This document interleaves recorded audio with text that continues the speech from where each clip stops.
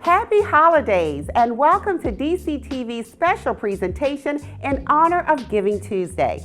I'm Lisa D., Director of Community Engagement, Programming, and Communications here at Dctv.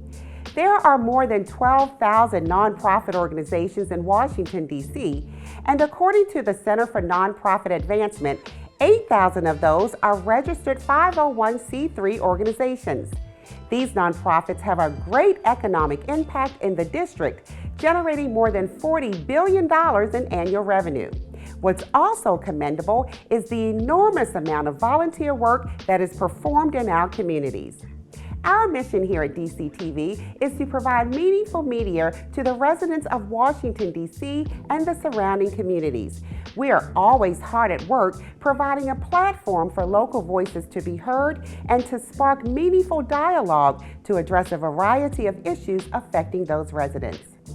In 2019, Dctv launched a unique capacity building grant program for the purpose of helping nonprofit organizations increase their communications capacity and to cultivate our communities with meaningful media.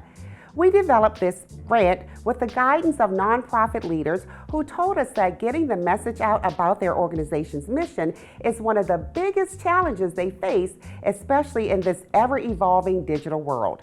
So today, we are here to tell their stories and to give a platform to these meaningful messages of impact. It is truly an honor for all of us here at Dctv to celebrate Giving Tuesday and to showcase the many nonprofit organizations here in Washington, D.C. and all over the DMV that are making a huge difference in the lives of others. As communities continue to face challenges and difficulties due to the COVID-19 pandemic, the services and assistance these nonprofit organizations provide to the residents are more important than ever. Giving Tuesday is celebrated each year on the first Tuesday after Thanksgiving. It was started back in 2012 and is recognized globally as a way of encouraging people to give and to help others. It is our hope that by watching this 24-hour special programming event, you'll be inspired to find out more about these organizations and the important work that they continue to do on a daily basis. Throughout this special event, you'll be introduced to various members of Dctv staff as we come together in honor of Giving Tuesday. But first, we'll hear from the CEO of the Center for Nonprofit Advancement and the Chief Service Officer and Director of the Mayor's Office on Volunteerism and Partnerships, Serve DC, with a message for our communities about nonprofits and volunteerism. Enjoy. Nonprofits over this last year and through the pandemic have really stood in the gap. We have reached communities that government and no other support systems could get to. The communities hardest hit and the people hardest hit with challenges. So when you look at organizations that have distributed PPE, have helped to get technology to homes where young people were being challenged with virtual schooling, providing food and even shelter, those are some of the things that were so important and more important during this challenging time that nonprofit organizations were able to execute gracefully and masterfully. There is a tremendous partnership with government and nonprofits in the District of Columbia. It's Serve DC, the Mayor's Office for Volunteerism and Engagement that the center works with to really ensure that every corner of the district has support, is meeting the needs of people in communities and making sure that that drive that we talk about is actually happening. In 2020 and 2021, our nonprofit community stepped up in epic ways, especially during the onset of the pandemic. They leaned in to ensure that there was no disruption of essential services on behalf of our residents by providing access to food delivery, housing, and health and social services. Our mayor and local government officials also look to nonprofits to be the trusted relationship and provider to their constituents for COVID-19 testing and vaccine availability. So they have really been at the backbone and the foundation of our community during this really sensitive and unprecedented time. Stay involved, stay connected. It's not enough to just sit around and watch and see what's happening. It's super important for us all to do our part and share in the work of our communities. Nonprofits over this last year and through the pandemic have really stood in the gap. We have reached communities that government and no other support systems could get to. The communities hardest hit and the people hardest hit with challenges. So when you look at organizations that have distributed PPE, have helped to get technology to homes where young people were being challenged with virtual schooling, providing food and even shelter, those are some of the things that were so important and more important during this challenging time that nonprofit organizations were able to execute gracefully and masterfully. There is a tremendous partnership with government and nonprofits in the District of Columbia. It's Serve DC, the Mayor's Office for Volunteerism and Engagement that the center works with, to really ensure that every corner of the district has support, is meeting the needs of people in communities and making sure that that drive that we talk about is actually happening. In 2020 and 2021, our nonprofit community stepped up in epic ways, especially during the onset of the pandemic. They leaned in to ensure that there was no disruption of essential services on behalf of our residents by providing access to food delivery, housing, and health and social services. Our mayor and local government officials also look to nonprofits to be the trusted relationship and provider to their constituents for COVID-19 testing and vaccine availability.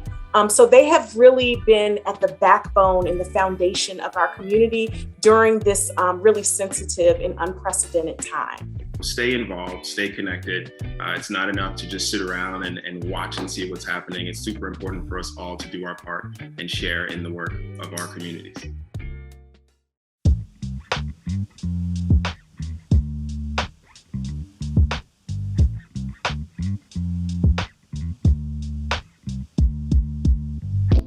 Hi, I'm Ahmad Aisawi, content producer at Dctv. What we eat and how we eat it shapes not only our bodies and minds, but also our culture and souls. A major concern in the DC area is the number of people who go hungry on a regular basis. Statistics show nearly 1 out of 10 residents suffer from hunger, with 1/3 of them being children. Fortunately, there are nonprofit organizations that are dedicated to providing resources to help create well-nourished communities. We are about to introduce you to 5 nonprofit organizations who are going above and beyond to provide education about gardening, cooking healthy food, and helping address the needs of those with food insecurities. The organizations are Common Good City Farm, City Blossoms, Fresh Farm, Heavenly Urban Nature Gardens, and Friends of the National Arboretum, or FONA. Let's take a look.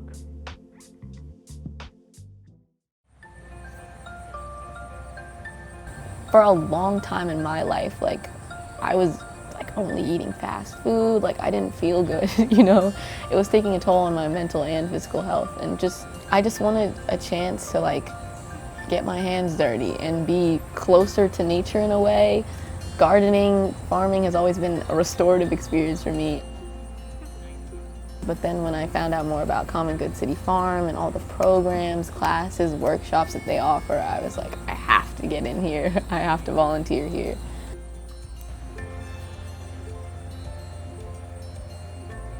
They have this program called the City Farmer Program, which is 12 weeks long. And they teach you things about harvesting, planting, weeding, everything that you need to keep a farm running, especially an urban farm.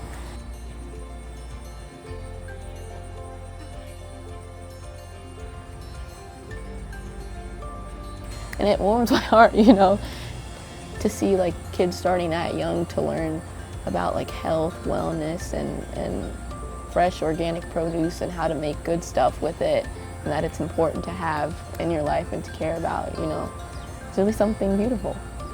I just think it's so amazing that this farm and other urban farms are teaching people more about fresh and organic produce, how to cook with it, how to make delicious things, offering like farmers markets and like even just other stuff. Like they offer a herbalism program. You can make your own home apothecary through this farm. Like everyone should know about all these things that are readily available, you know, right here.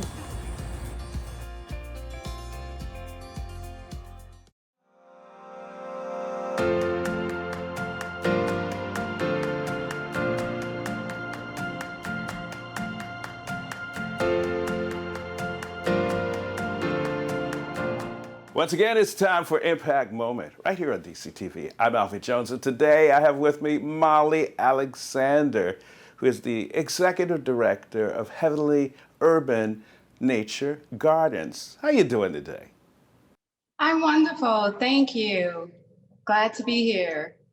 Well, we're glad to have you. Just the name, Heavenly Urban Nature Gardens, it just reminds me of just a place to go when you're in the city and you can just enjoy and just take in nature. Is that what your organization is about?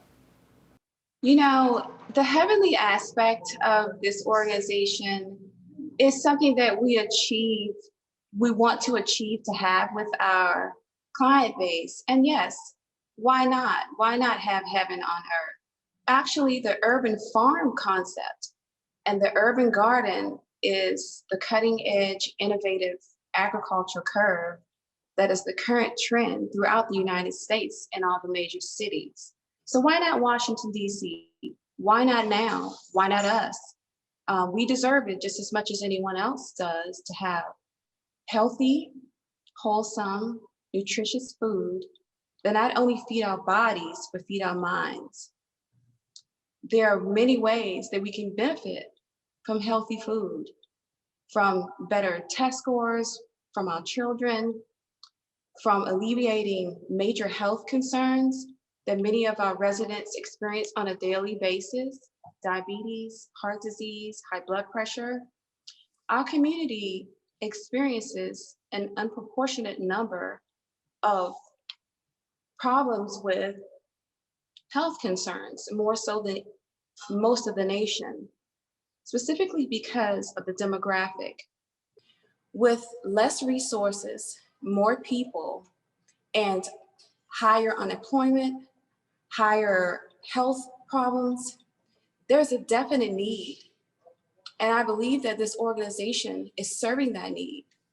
It's serving that need in a very, very real way that impacts from the youngest person to our senior citizens. You know, it's interesting that information was so abundant that I don't even have to ask my second question. The question was going to be, how is it that your organization differentiates itself? But the fact that you are concentrating on Ward 7 and 8, and the fact that there's a higher number of teenagers and that there are also elderly who need food, it tells me that you guys have figured this out and you're focused. Let's look at some of the statistics that people need to know and understand when it comes to having a garden and having a situation where you can have fresh food within your area, where you live. When we go into a building and we decide that we want to set up an educational program, we're talking about the youth, we're talking about the individual as a person, self-esteem building, teaching them to love themselves, making them feel that they have a difference, they have a voice. We can take them from a place of pain to a place of joy, to a place of heaven, to a place of where we right the wrongs that have been done to them. But first, it starts within. So we teach them how to start changing within themselves. First of all, to say, I am a scientist. I am a mathematician. I am an agriculturist. I'm a doctor. I'm a leader. And when we teach our children to say out of their own mouths the thing that they want to have, the success that they desire to see, then it becomes real for them. It becomes part of who they are. And when it becomes part of who they are, they have an understanding of their purpose. Their purpose affects who they are, and they're not afraid to speak up to have a voice, to become vocal in their community. And as the youth get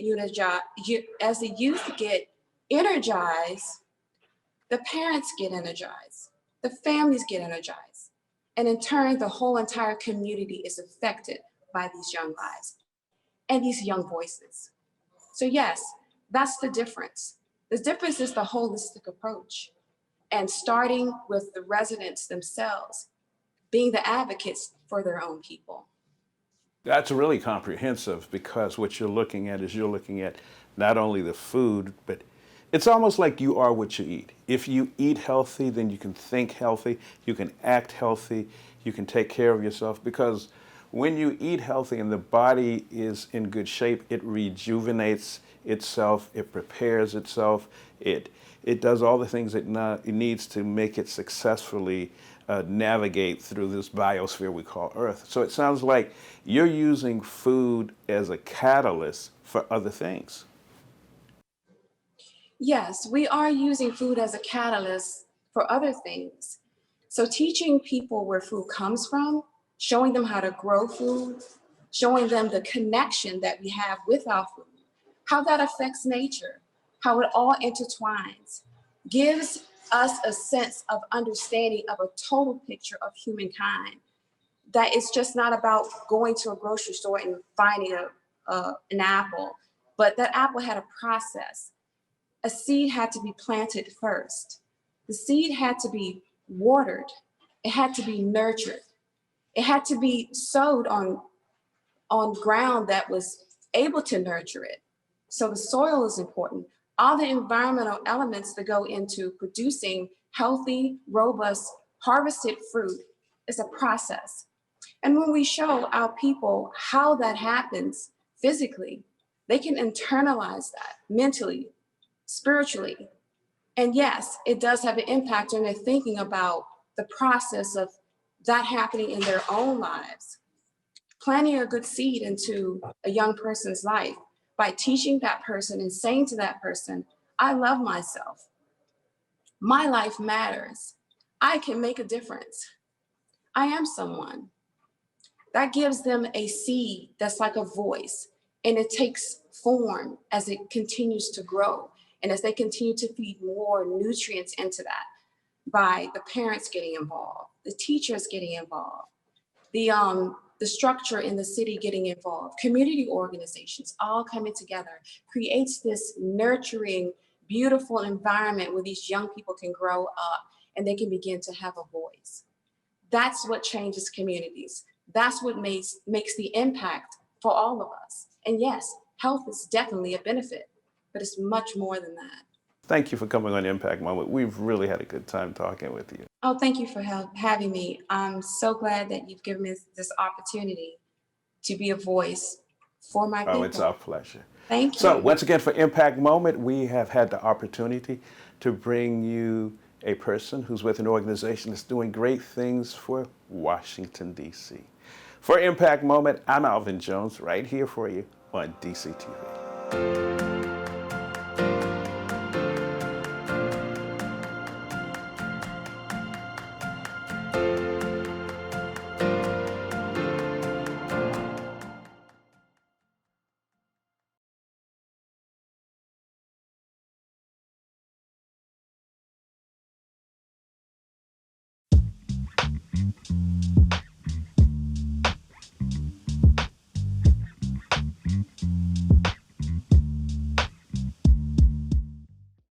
A260C amplifies the voices of DC youth through imaginative and effective writing education.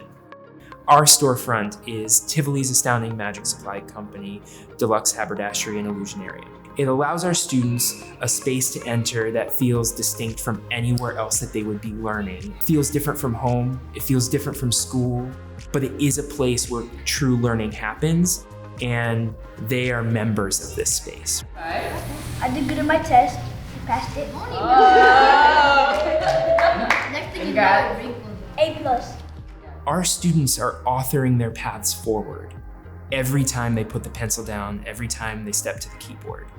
And I consider myself lucky to be on a team that gets to advance that work here in DC every single day.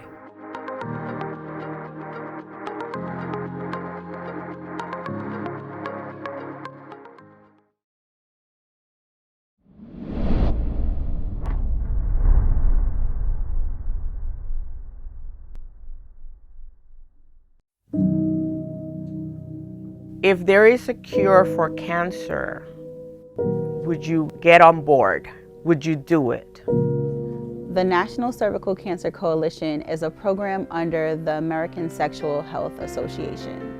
We are volunteer-led with women who have had some sort of experience of HPV or cervical cancer because we pretty much have a better idea of the support that's needed with women and families and caregivers within our community. When I realized that survivorship means that I am a part of a community that is dedicated in helping others understand the causes and the cures, the treatment, and the assistance, I am proud to say I am a survivor.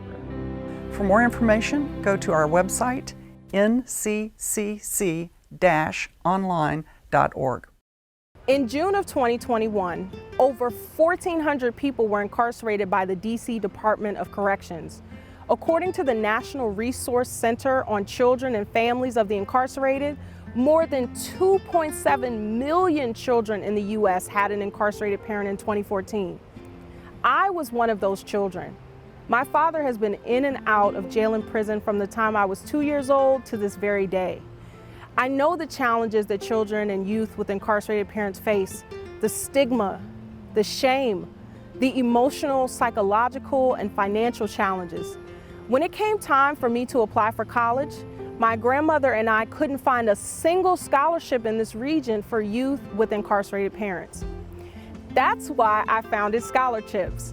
CHIPS is an imperfect acronym for Children of Incarcerated Parents. Over the course of 10 years, ScholarChips has provided over $300,000 in college scholarships to college-bound youth and young adults with incarcerated parents in the DC metropolitan area. We mentor our scholars from the time they submit college applications through college and beyond. We are intelligent, we are resilient, we are college students and college graduates. We are professionals. Learn more at scholarchipsfund.org.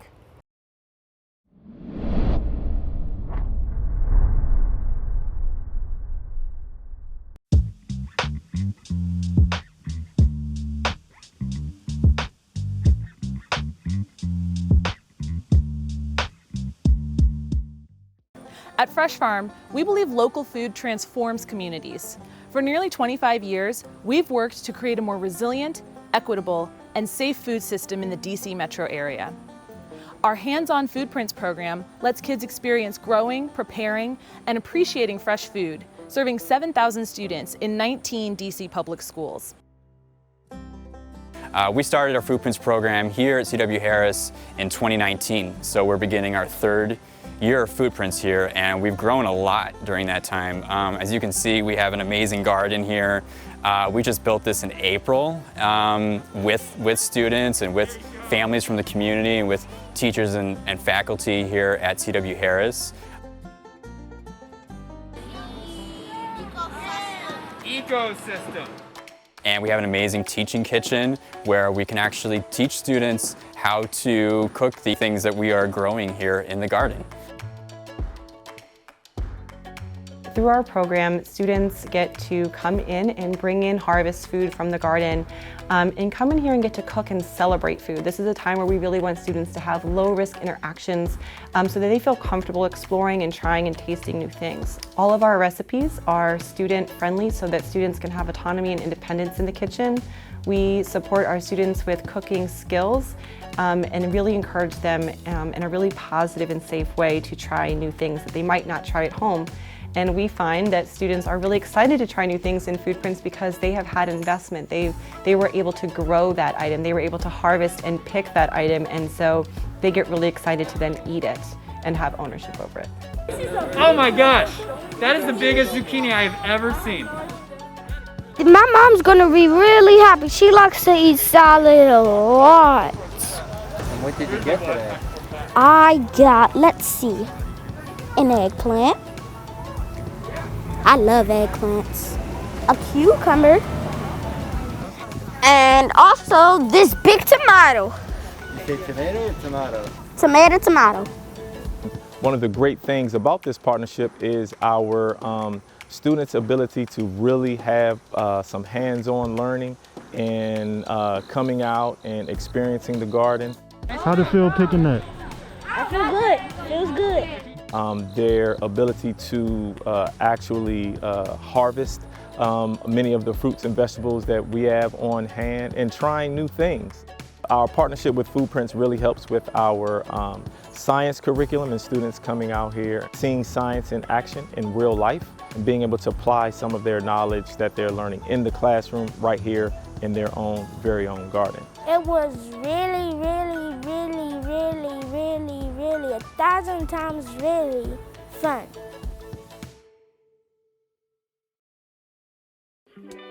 We have a community garden at Congress Heights Recreation Center, Alabama Avenue Southeast, and it conjoins with Martin Luther King Elementary School as well as Rehoboth Baptist Church, and they share this space here as a play space for the kids. If I can get everybody to hug themselves. I love being a scientist. I love myself. I love me some me. It's important that we love ourselves, because when you love yourself, you know, you're a little more open to do things, try things, as opposed to having some sense of insecurities. Eggplant, everybody come around, see the eggplant? We've been educating, growing, having the students participate as well as the residents, putting seeds into the ground, nurturing the seeds, bringing soil, bringing water, bringing light, to create a friendly, healthy place of healing for our community. Grab this one right here. And also a teaching space where children and families can learn how to grow their own sustainable food. Great job. And solve their own insecurity needs with food. You ask and you shall receive. Wow. This is called parsnip. Hold on to that. The idea of us is to get the teachers involved, so when they go back inside of the classroom, that's something that they'll, you know, repeatedly put back in. What did we do outside? The same thing, we give them the harvest to take home, so that the parents will say, where did you get this from? So that they can repeatedly report back what they're doing. And in turn, they can understand that their lives are like seeds as well. Their hopes and their dreams are like seeds. Love is that key ingredient that makes everything in this world grow. And we believe that when our children love themselves, that they will want to become scientists. They will want to become engineers. They will want to become mathematicians and agriculturists, because they will want to spread that love through their efforts in a bigger, greater way.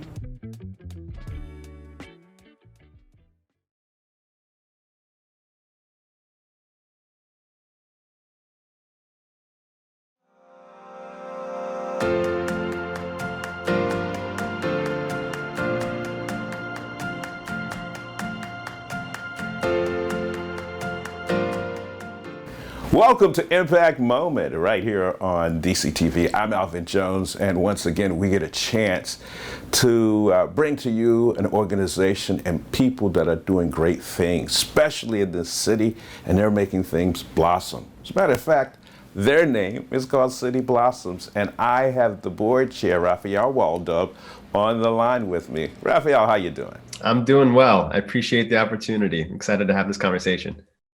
Hey man, it is good to have you here, because one of the things that I really like is you're about the city and you're about the youth. You are showing them literally how to blossom. Let's talk about that.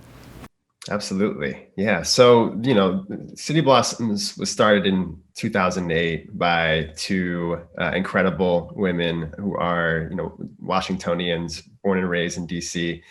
And, you know, the excellent thing about the excellent thing about City Blossoms is, you know, the organization is committed to solving, you know, an issue that really plagues the city. And that issue is inequitable access to green spaces, but also specifically not just, you know, popping up green spaces and garden spaces here and there around the city, but more specifically, making sure that those green spaces are speaking to the communities that are living in those neighborhoods, in those communities, so that, you know, it's not just a green space, but it's a green space that speaks to you. What makes City Blossom different from the other organizations that do things along the same line?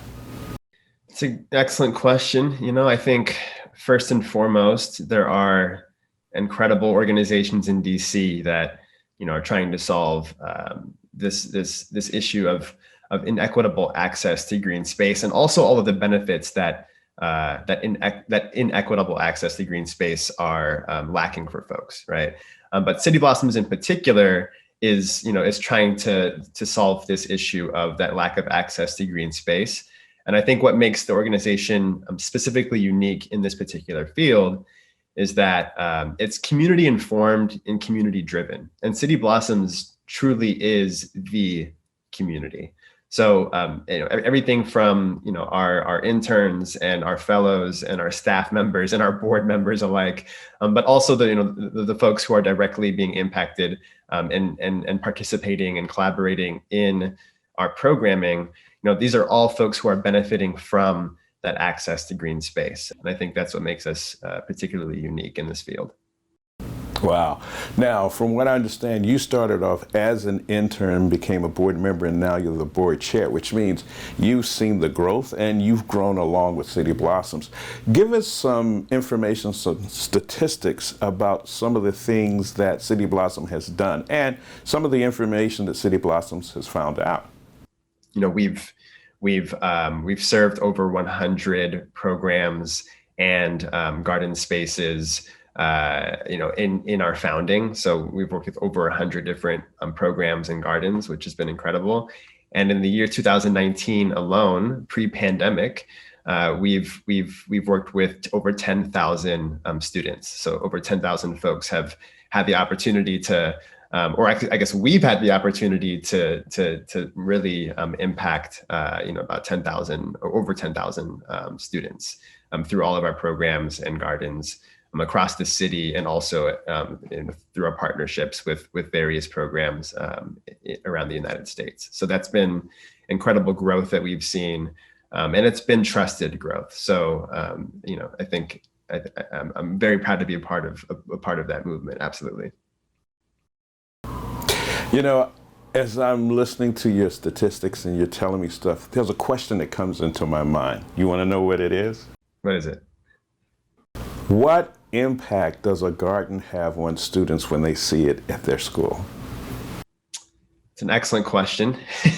I'll speak on, I could give you sort of, so many different stories, but I'll speak on something that I witnessed myself with my own eyes. During my internship at City Blossoms, one of the garden sites that I was sort of assigned to and responsible for is Eastern High School in Northeast DC, right near sort of the Stadium Armory. Oh yeah, I'm familiar with Eastern High School and the choir, yes. Yeah, and the band, right? Yes, and the band, yes. Yeah, that band is popping, absolutely. I had the privilege of participating in one of our programs called the Youth Entrepreneurship Cooperative, which is specifically working with high school students in DC. And we have a program specifically at Eastern High School that's a part of that program. And, I remember some of my first couple of days just meeting, some of the students that were part of the program. So what I witnessed was, there's one student in particular, I'm blanking on her name, that she, I remember seeing her image along the brick wall that sort of bordered the school garden at the back of the school, and thinking, oh, that's a beautiful smile, right? And then I actually saw her walk in the door and sort of made that connection there, and had the opportunity to speak with her and connect with her and just hear a little bit about what she benefited from, at the program. And I think that's what makes City Blossoms such an incredible organization, because, these gardens are specifically responding to and informed by the communities that they're connected to, right? So City Blossoms didn't come in and, build a cookie cutter garden for Eastern High School students, right? Eastern High School students built that garden themselves. They planted what they wanted to plant in that garden themselves, right? With the support of City Blossoms programming and best practices, of course. But it's student driven, right? So I think that's what makes our programming fantastic, and what leaves a strong impression on me and why I want to be a part of the organization, indefinitely. So. Well, tell us how you really felt. No, seriously, I can tell by your response to that question, there's a little bit of envy. Like, we didn't have this when I was in high school.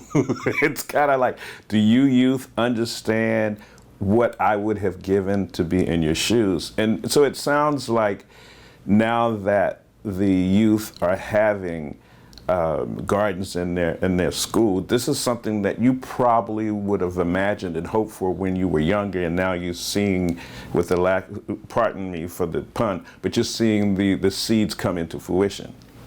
Absolutely, absolutely. And I think, City Blossoms, we have programming that starts at age 2, our early growers program, all the way through, elementary school, middle school, high school. And then we're building connections beyond high school and encouraging, our high school students to take on internships, either with us or with our community partners who we trust, right? I think now we're really starting to see the fruits of the hard work and dedication that City Blossoms has committed to Washington, D.C., because, we're in our 14th year now. So, the folks who sort of started at that very young age are really starting to come into their own and becoming leaders within the organization. So, sky's the limit for what City Blossoms has moving forward. I'm really excited to see how it grows. Wow. Well, your name says it all. You're right here in the city, and you're helping youth grow gardens, but you're also helping them blossom.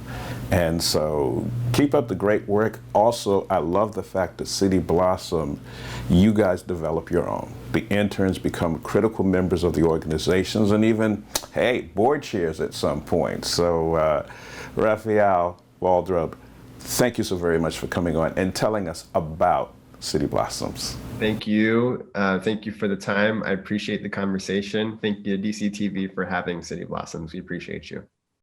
Oh, definitely our pleasure. So for Impact Moment, I'm Alvin Jones, and once again, we get to bring you great people and great information from great organizations right here on Dctv.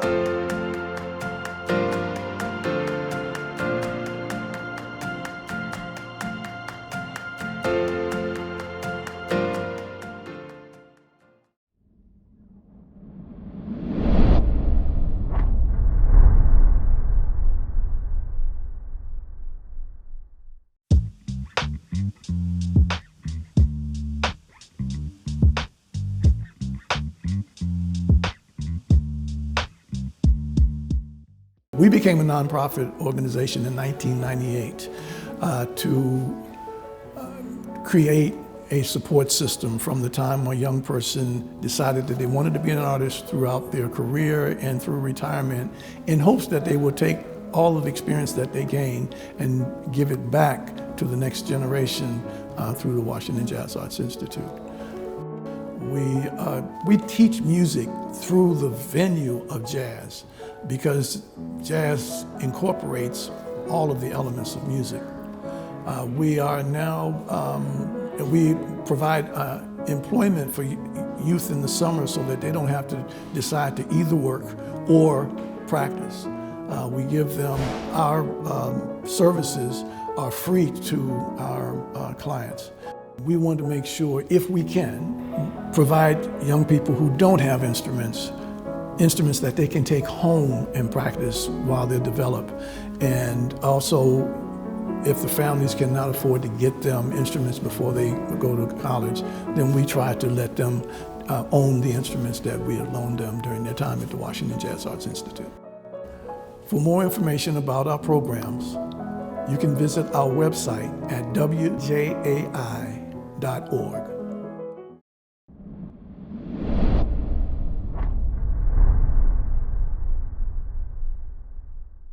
Capitol Village Public Charter School is a small learning community in Northeast DC, where learners take the lead, grow together, and change the world. In our classrooms, it takes a village to lift up the whole child. That's why each learner is matched with a mentor to work on an individual learning plan that's focused on their interests, needs, and ambitions. We have redesigned the middle school standard with intentionally small class sizes and 2 teachers in every classroom. Learners are empowered to design solutions to social justice problems through student-led projects.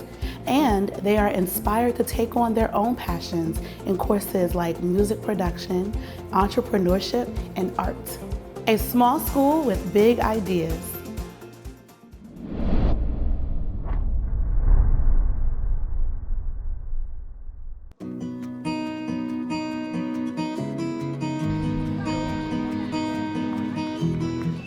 An estimated 60,000 people in the United States are diagnosed with Parkinson's each year, and more than 30,000 people are impacted with the disease right here in the DMV. Its cause is unknown, and there isn't a cure, but we want to build and foster a community to ensure that no one battles Parkinson's disease alone. At community events, we share educational information, host lectures, and raise awareness about the disease and our services with our Mobile Resource Unit, or AMPmobile. We host hundreds of wellness programs, including exercise from boxing and dance to vocal cord strengthening to delay the disease progression. Together, we will defy Parkinson's. Learn more at pfnca.org.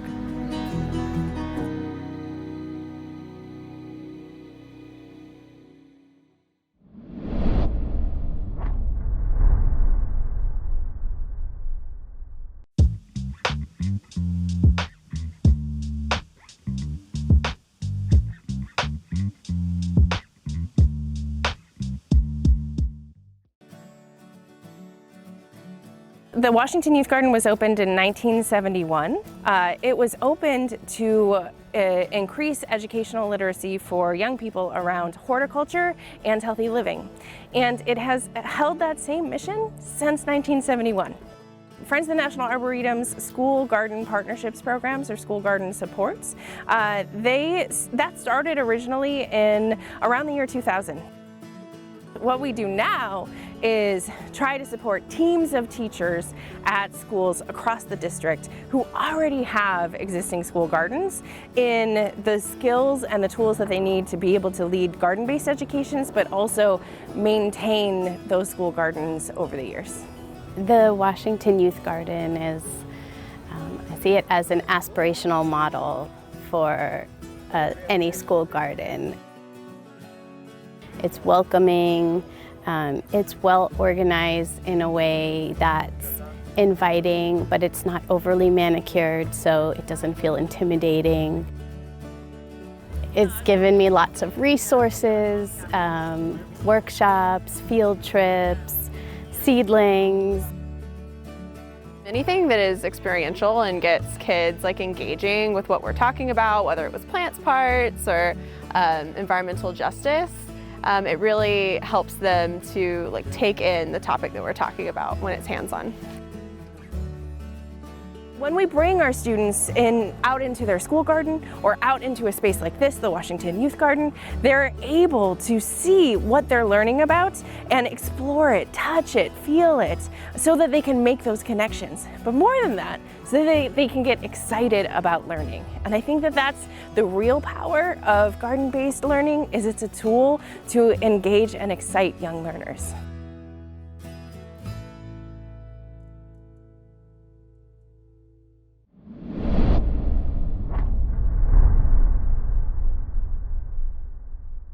The whole mission of City Blossoms is to create equitable and accessible green space, but also the well-being of our communities. So through establishing these urban gardens in schools, in neighborhoods, early childhood centers, we're providing a space for the community and the participants to put their stamp on their gardens and really make it their own. City Blossoms provides both free resources, such as activity guides. We also provide a lot of resources directly to our partners that are also included in these partnerships. So we provide cooking boxes that can be used actually in the garden as well as mini libraries. A big part of our work is sustainability, so not only the natural part of things and sustainability in the gardens, but also sustainability in our programs. So what we do is when we form a partnership, we work very closely with the educators to provide tailored coaching sessions. So each coaching session goes over a different topic so that the educators can feel confident and comfortable actually leading the programming at their sites. City Blossoms is a good platform. They have a good program that offers teachers like us to reach out to kids on the understanding of the importance of gardening. The coach here at City Blossoms, they are so warm. First they will ask us what we really need. Most of our topics in the classroom really are touching the garden theme. Basically, most kids here in the city, they don't know where their food is coming from. Most of the kids we have in the classroom will say, I get my corn from the grocery store. It comes in a box. So it's really nice for them to see in actuality where these foods are coming from. The people who are working on it are all in DC, and they're all bringing their cultures and their languages and parts of themselves into those spaces. Our programming is very oriented towards celebrating and expressing all of those unique elements of each neighborhood.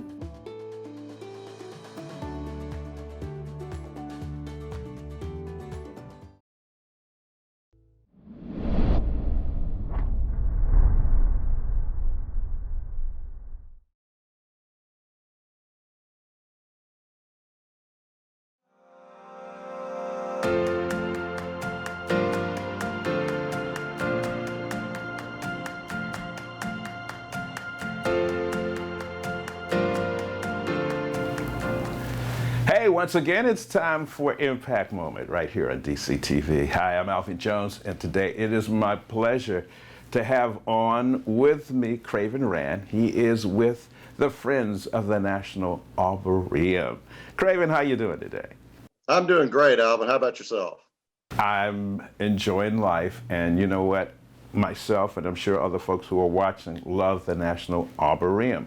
But let's talk about the Friends of the National Arboretum. You are the organization that makes sure things that are needed for the Arboretum get done. Let's talk about that. Sure. Well, thank you for the opportunity, Alvin.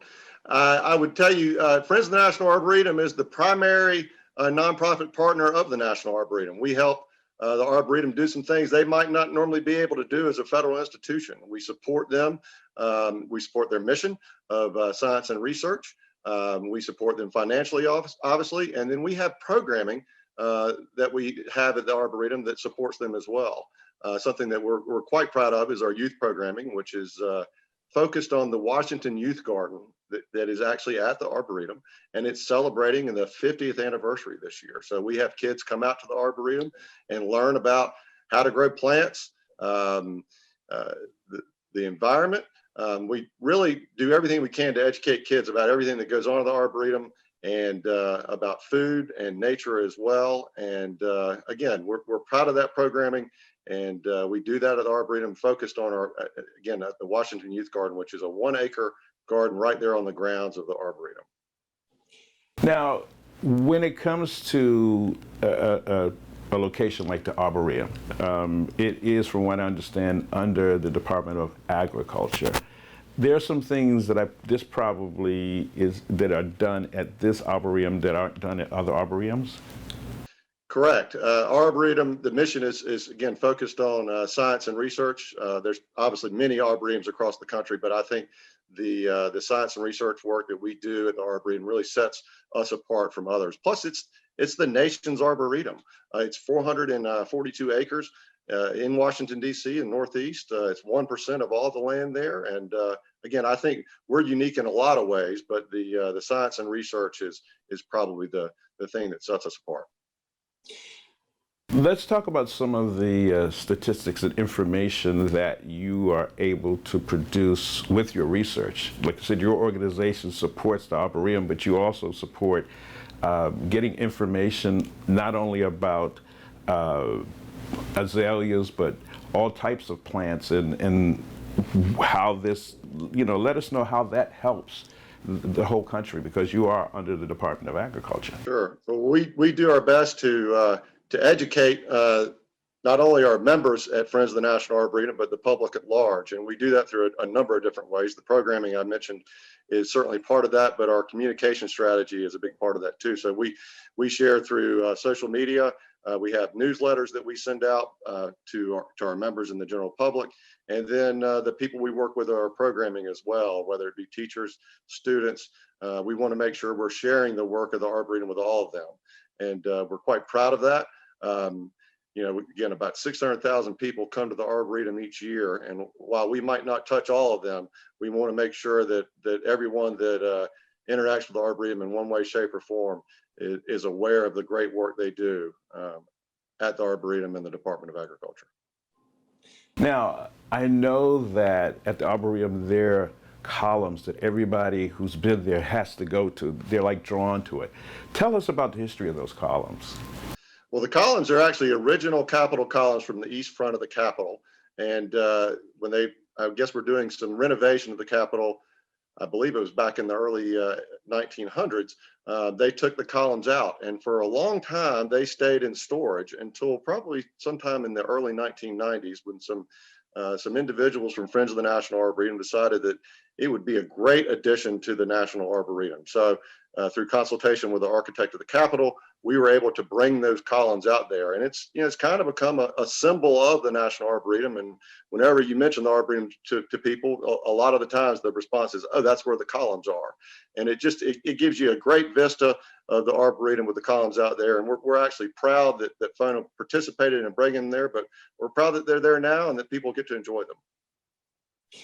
Let's also talk about some of the successes that you guys have had as the Friends of the National Arboretum. What are some of the things? I know you talked about the youth garden, but let's talk about some other things, because I'm sure you've got plenty, and we've just got a little more time. So I just want to give you a chance to add some more of the successes that. Do you guys go by FONSA? Is that? We go by FONA. FONA. Okay, yeah, because Friends of the National Zoo is FON, so you guys will be FONA, yes. There you go. Well, obviously, we're proud of the work we do at FONA. The Washington Youth Garden programming is a big part of that, but also we work to support the Arboretum in other ways too.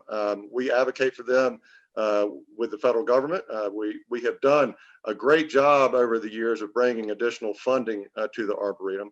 I would tell you there's a couple of good examples of that. One, we worked with both on the federal side and the legislative side to bring over $2 million to the Arboretum to fund a new fence project for the Arboretum to keep the deer out. We need to make sure that the collections are preserved, and the deer coming in can damage those. So we have secured federal funding for the fence project. Also, we're able to get some discretionary funding for the director of the Arboretum to improve the Arboretum in general.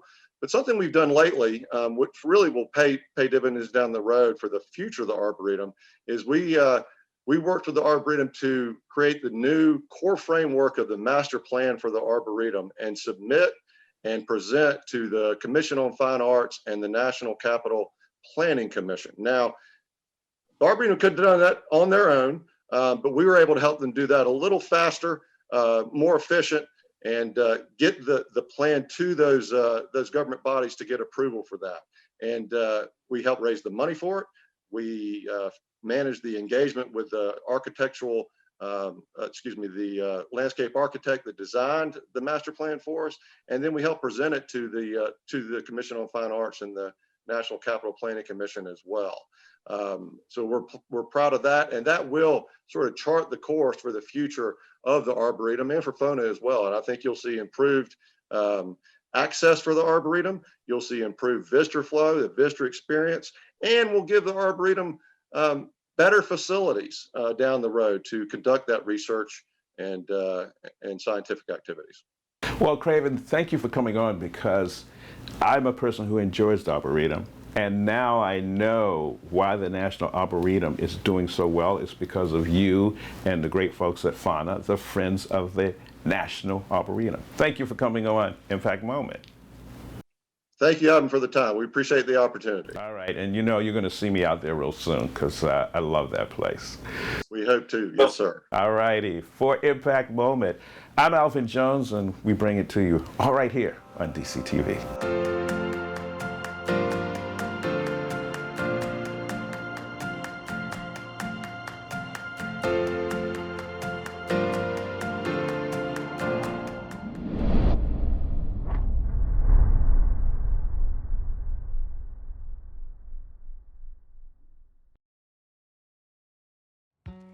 We are glad that you are here with us on this special day of programming as we pay tribute to the incredible and critical work that nonprofit organizations are doing to make an impact in our community each and every day.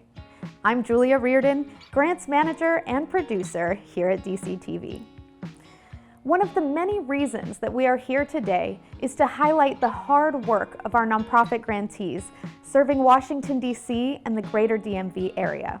Through our grant program, we engage storytelling, nonprofit expertise, and showcase the impactful work that our awarded grantees are doing in the district and beyond.